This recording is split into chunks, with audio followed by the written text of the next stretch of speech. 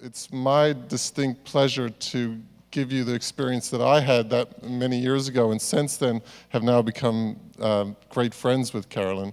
I'd like to introduce you to my great friend, Carolyn Myss, 5-time New York Times bestselling author.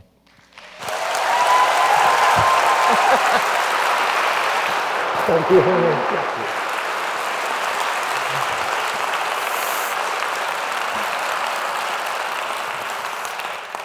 Thank you, Josh. Josh is such a remarkable person.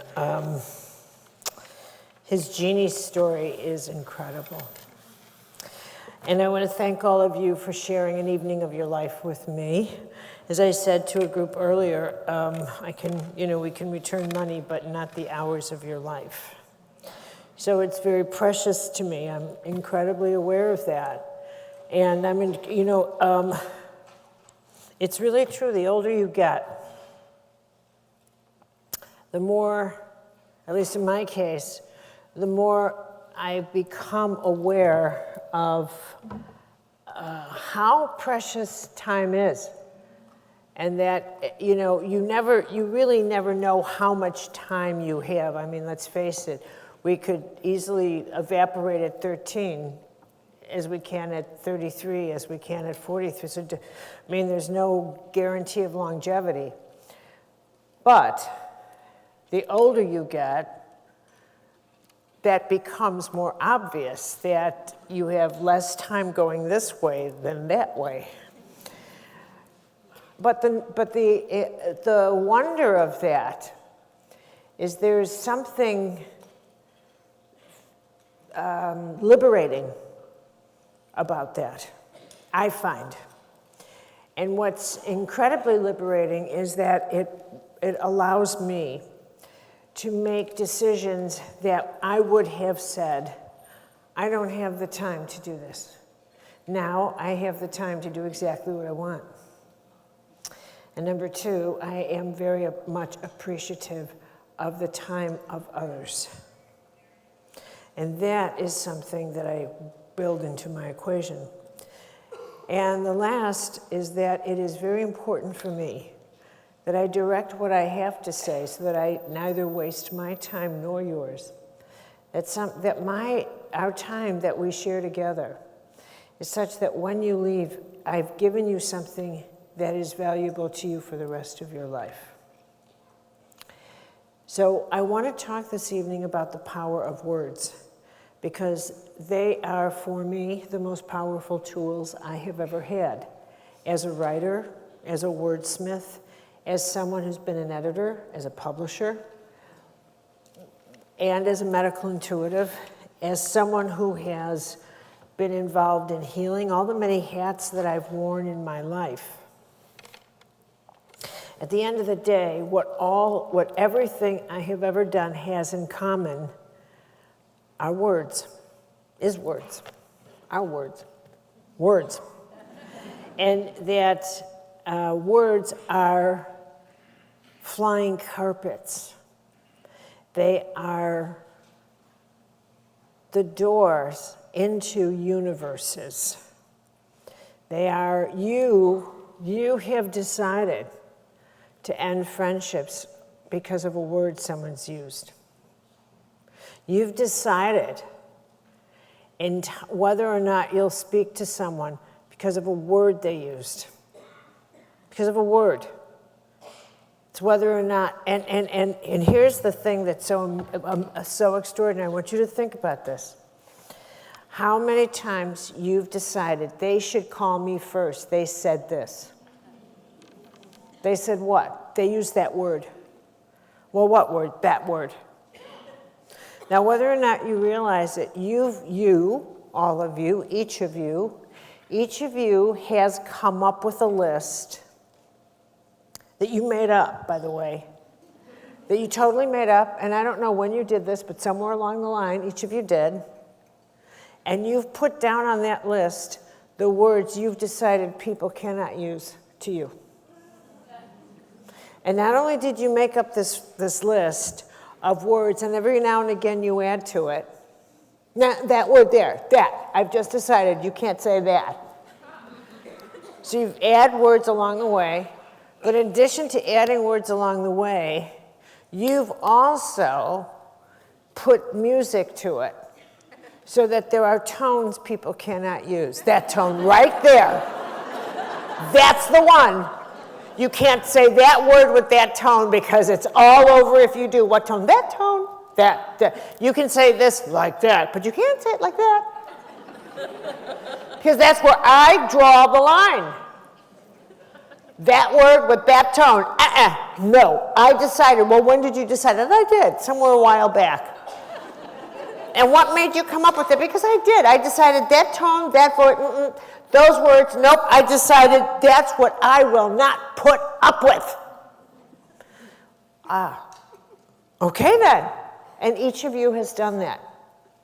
Each of you has this subjective world you live in, where you have a list of words that people must not use with you, and certain volumes they cannot use with you.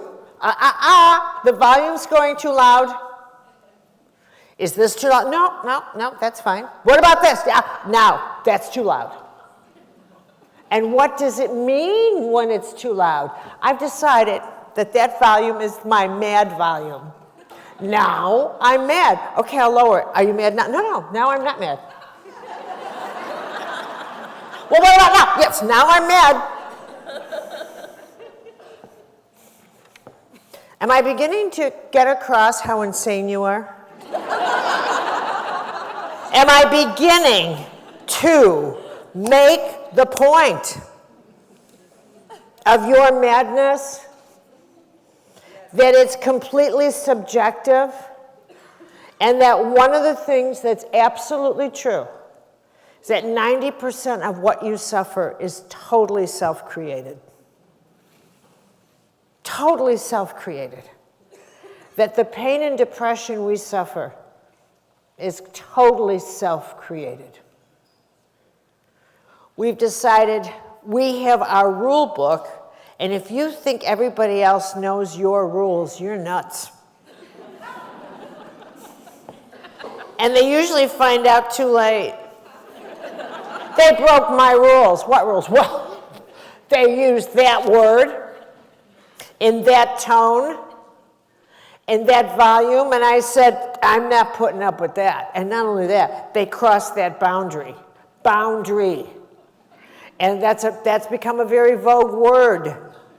When the word first came out, it was a military word. It was a geographic word.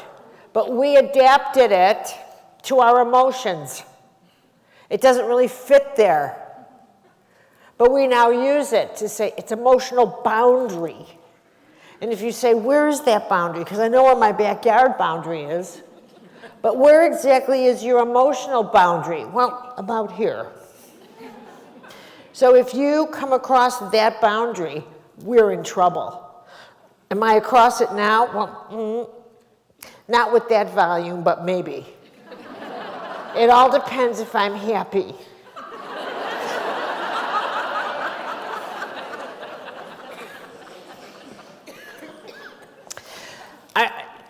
Really? This is what's become of us. This is what's become of us. In my world as a medical intuitive, I have witnessed for years that the source of people's suffering, what they won't let go of, the reason people can't forgive, usually comes down to a phrase or a sentence or a word someone said to them. A word. What's in a word? Could be whether or not you heal. Could be your entire disease. Could be the quality of your life. Could be your divorce. Could be your madness. Could be whether or not you actually have what it takes to open your heart to love. Here's a word that gets people in trouble: pride. Better, you should think of it as a pride of lions. Pride is a word that will make or break your life, your pride. I can't say that to me. Can't say that to me. And I have seen people absolutely unable to get over their illness, to get over their stubbornness, to get over their madness, to get over their lies, to get over the narratives they tell in their head, which they know are not true. But it doesn't matter because of that one word, their pride. So I don't know where you stand on that word, but I have to tell you something. That's how much power one word has in you. One word. You don't think words have power? Try that one out. Here's another one. Of all the things I've seen, and this kind of thing blows me away. It blows me out of the water.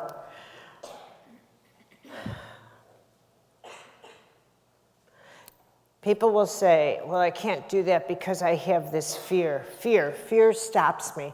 And as a spiritual director, if I was your spiritual director, and I said to you, well, why are you not doing this or that? Oftentimes, you will answer me with one word, fear. You'll talk in staccato notes, whereas I speak to you in whole notes called sentences. You will say, well, fear. Now, fear is a word that's become very, very easy to use. There was a time, not so long ago, right like around right before our therapeutic era, where people would not pull the word fear out so comfortably. They would not be inclined to say, I have fear in me. I'm afraid. They would, in fact, keep that to themselves. And that was a matter of pride. They would feel like, I have to fight this. I have to handle this. They would not be as inclined to say, I have this fear of failure, I have a fear of success, I have a fear, and put it out as an excuse for weakness. They would not put weakness out so easily. But we don't have a problem with that. And it's amazing how much we do not have a problem with that. We do not at all. We've become comfortable with saying, but I have this fear, as if that should earn us the privilege of being comforted. But I'm frightened. When there was a time when that would be looked upon as saying, are you kidding me? Where's your courage? Now there's a word you never hear. How many times have you been told, be courageous? Let us be courageous. Where's your fortitude? How many times have you heard that? As opposed to how many times have you said, but I'm full of fear. And I want you to measure the columns. How many times have you heard, be courageous now? Find your courage. Ask for the grace of fortitude. You can do this. Versus, I'm frightened, I'm afraid. Which one, which column is longer? Which column? And is that okay with you to have the fear column longer? What does that tell you about us? That the weak words, the weak column is infinitely longer now than the courageous one, than the power column. It's a wonder we are seeking our power. We speak weakness fluently. We speak fragile fluently. And we do not speak strength. We do not speak power. We look for it, but we don't speak it. We don't live it. We complain about not having it, but we sure don't speak it. And certainly not to ourselves.